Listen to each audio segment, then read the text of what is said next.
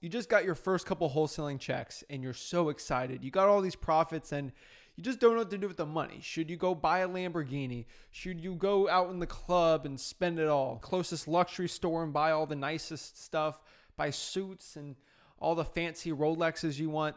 What should you do with your wholesaling profits? So this is a really important question because I think this is the part where not a lot of people talk about when it comes to wholesaling. We teach you exactly how to make hundreds of thousands and even millions of dollars wholesaling real estate, but really once you get that check, everyone just shuts up and they don't really say anything else.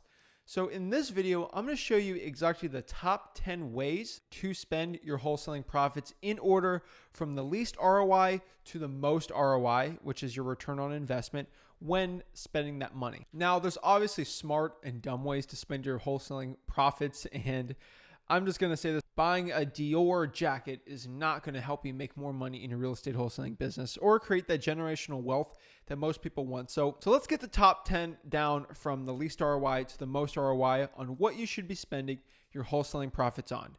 But before we get into it, please smash that like button and subscribe to help this YouTube algorithm so more people can see this video. I can help more people in wholesaling. Zach in here. So let's get going. From 10 to 1, the best ROI when spending your wholesaling profits. Now, number 10, this is a zero ROI or a negative ROI, which is basically buying liabilities. You do not want to be buying liabilities with your wholesaling profits. Going out to the club and buying fancy suit jackets and stuff you don't really need, jewelry, rings and things like that. You don't really need that. Again, it is probably smart with some of your wholesaling profits that you invest maybe into maybe a collared shirt or a nice shirt, or something you can go on your appointments. If you have really disgusting shoes, just get regular clean shoes maybe. Just helping your appearance out with sellers possibly, but that doesn't give you the green light to spend $5,000 on plastic surgery to make you look as beautiful or amazing as possible. No. Just the bare essentials, I guess, to make you look decent on an appointment, I guess. But really, that's a liability. But really, if it helps you get a better deal, okay. But really buying liabilities, let's say you make $100,000 after a year and you want to buy a car and you don't really want to have your dusty old 2002 Toyota Camry driving around your appointments in front of sellers. It looks bad. So maybe you want to invest in maybe a $10,000 to $15,000 standard clean looking car, nothing fancy. Maybe a regular Toyota Camry or like a Honda Accord. But this doesn't, again, give you the green light to go buy a Lamborghini truck and going out there and trying to flex on all these sellers. No, we're going to keep it pretty standard. The car I drive is, I'll say it, I'm not scared to say it. It's just a regular Ford F-150 pickup truck. It's pretty standard. It looks clean. It's relatively nice, but it's not fancy. It doesn't scream, I make all this money, but it really gets the job done. It looks okay, and the seller really doesn't care. So it's not too flashy, it's not too raggedy, but just a standard car. So yeah, you can buy a car, just make sure the car is standard and make sure it's got good gas mileage, and really it's the least liability possible. So don't go buying a Mercedes-Benz and all that stuff unless, you're absolutely just drowning in the money and you can obviously afford to do that. Now, number 9 here, which basically is better than any liability, is just buying an asset. So yes, any asset really will do you fine when it comes to your wholesaling profits. You can go invest that into gold, silver. I wouldn't consider Bitcoin an asset, but it's worth something. So maybe, but a very small percentage on just regular other assets. We'll talk about stocks and real estate a little later in this video, but really any assets, I guess, is okay. Sports cards, I guess if you think it's going to go up crazy in value, you can risk that a little, but don't go out and gamble the money. So buy some assets that's really going to help you out, because really wholesaling, you want to make and generate that income, but you also want to generate income when you're not working. So what I do recommend is buy income producing assets. That's the number one thing that's helped me in just, I don't have to work. That's the really interesting part about why I'm making this video is if I wanted to quit wholesaling today, just delete all my social medias, delete my YouTube channel, I could make enough money for the rest of my life where I don't have to work. I can live in a pretty standard 3-2 home and out here in Florida, and honestly don't have to do anything all day. I could sit on a beach all day and just drink a root beer and watch the sunsets every day. Just because the income producing assets that I've bought and created, I can literally do that all day. But am I gonna do that there's no chance. But at 21 years old, I got so much goals and crazy stuff I want to do. But having that option out there of having the time freedom where I don't have to go work. Like I could stay up till 4 a.m. all night and wake up at noon if I wanted to. Like it doesn't matter. I mean, my business is already automated, but that's for a different video. But really the point I'm saying is buying income producing assets. You can make those hundreds of thousands of dollars. You can turn that into assets that will pay you 10, 20, 30, 40, even $50,000 per month where you don't have to work at all. It's passive, but you still have to do a little bit of work to it. But really anything income producing is really awesome. And it will give you that financial freedom to help you spend time with your family and really change your life. So you don't have to wholesale. But again, I'm always going to wholesale. I have a passion for it. That's why I still do it. But I don't have to wholesale. I want to wholesale. Number 8 here is a little more passive than the average one. I'm not the biggest expert on this. I'm not a big guy on this, but note investing is actually pretty interesting. So there's a lot of note stuff out there. I know Note School does a bunch of stuff, but it's a pretty interesting thing if you want to reinvest your money and you want to keep it extremely passive. I'm not the biggest expert on it, so I leave it to Rick. Rick's like the note guy, but investing in notes could be pretty good. It's dealing with real estate, and it's relatively safe considering there's other crazier options you can do out there. Number 7. Now, this is going to be very low on a lot of people's list, like saying, Zach, why is this so low on your list? That should be my top thing I want to buy with my assets after everything. But no, number 7 here is rental property. Go on the MLS and buy rental property. That probably is number 7 on the ROI choices you have with your real estate wholesaling profits. So you just go to the MLS, buy a rental property, make 10 to 12% ROI after everything. Now we're going to talk about expenses, tax write-offs, all that. It comes out to maybe 10 to 12. You're pushing 14 if you get a good deal on the MLS, but really that's the most you're going to make. And for most people, that is absolutely amazing ROI. I'm telling you, for the average investor, that is phenomenal. But we're not the average investor. We are entrepreneurs. We are real estate wholesalers.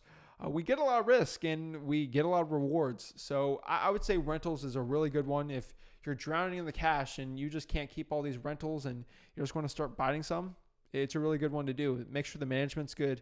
Make sure it's passive as possible. But you can't go wrong buying real estate rentals if you buy them at the right price and you manage them well to cash flow the best ROI possible. Number 6 here, which is very controversial, but stocks is better than buying a rental on the MLS. I'm just saying the truth. Rick has been investing in the stock market for a pretty long time, and I've been investing in the stock market since I was 11 years old.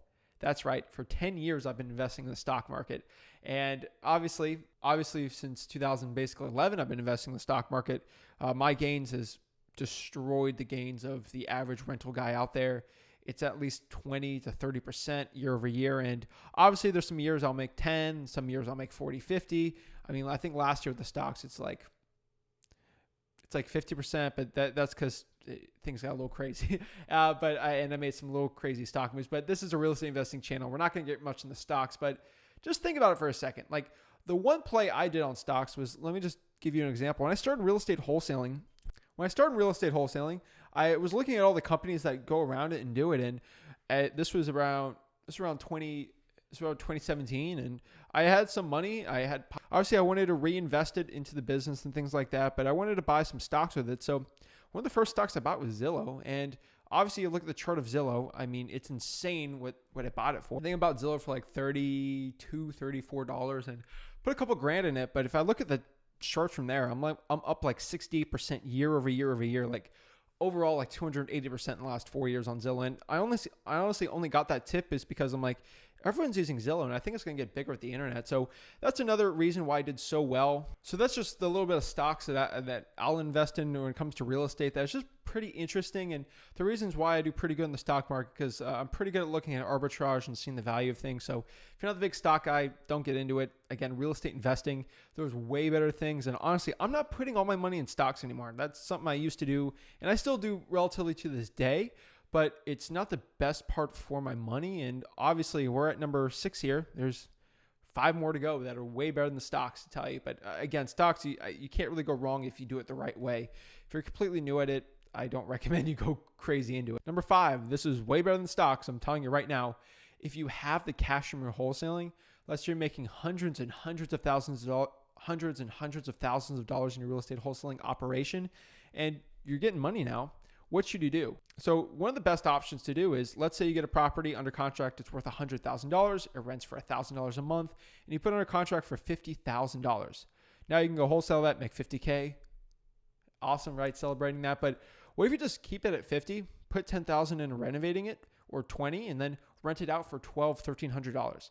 The ROI on that is so much better than buying something on the MLS. You're buying it for such a discounted property. Be your own cash buyer on that situation, and you'll get an extremely good ROI on there. If you start doing a lot of real estate wholesaling deals at deep discounts, you could definitely have enough money to buy all those rental properties up. The only one that's got a better ROI on that would be actually fix and flipping by yourself. So besides actually wholesaling the property, remember where we went from wholesaling it to actually buying it and keeping it as a rental, you have a better ROI technically if you actually closed on the property yourself and then you just flipped it, maybe put the 40, 50,000 into the renovations and then sold it for a bigger profit. Your profit ROI is smaller than if you wholesaled or you wholetailed it, but still if you put the extra money into it, the ROI is not really that crazy, but you'll still make way better than the stocks or rentals. Number 3 here, technically on the ROI side, so wholetailing. So let me give you a quick story. So if you have it on contract for 50, you could wholesale it for 100. You could do really well there. But if you did the fix and flipping, you bought it for 50, you put 50 into the actual extreme renovations of it, and you put it on the market for like 180. You'd make $80,000, but you would probably put $100,000 in capital. So you're pouring a lot of money in the capital there, but you do have a lot of risk on that property. But think about it. You made $80,000 versus the 50. So yes, that works pretty well and the ROI is there. But what if you wholetailed it? So wholetailing has a better ROI. You're not going to make that 80. Just telling you right now, you're not going to make that 80,000, but you can do more volume, which ends up if you can do 3 of those in a month versus doing 2, eventually you'll make more money doing the wholetailing than the fix and flipping. I'd rather do 2 deals at 60 than 1 deal at 80, right? So the wholetailing, let's say you buy it at 50, you spend $3,000 in just a really lipstick cleaning renovation, and you sell that thing for 130. You make 70. You're in and out in a month, and you can do more transactions that way. And you didn't sink 100K in capital. You only sunk like 53,000. So that's why I like wholetailing. That's probably one of the best ROIs possible. But here's the truth. There's 2 other ways to actually get better ROIs. Now, we're not going to get too greedy in here. There is better ROIs. So let me share it with you because I know you're chomping at the bit. But if you stop there, the ROI there is insane. It's better than any rental property, any stock market tips. Again, we're not regular Joe Schmoes on a 9-to-5 job here. We can get way better than 15 to 20% returns. So the last 2 here is number 2 would be creative finance deals. Lease options and subject twos are absolutely one of the best ROIs possible. They're rental properties. They're just like regular rentals, except you're buying them on creative terms, and the ROI is way better. So in the lease option, you're going to put $5,000 in on a down payment. The rent-to-own person is going to give you the $5,000, so it's no cost out of you. You make a rental arbitrage literally on the rents per month. You don't pay the taxes, and then at the end, you get a better price. So let's say you agree on the lease option for $100,000 end price, and the rent-to-own guy is at $120,000. Literally, that's an infinite return because you didn't put any money in your pocket. Again, lease options are pretty much as good as you can get. For example, the average ones for us, we're going to give the seller at least $5,000 for the terms and the actual to take over the mortgage and get the deed for it.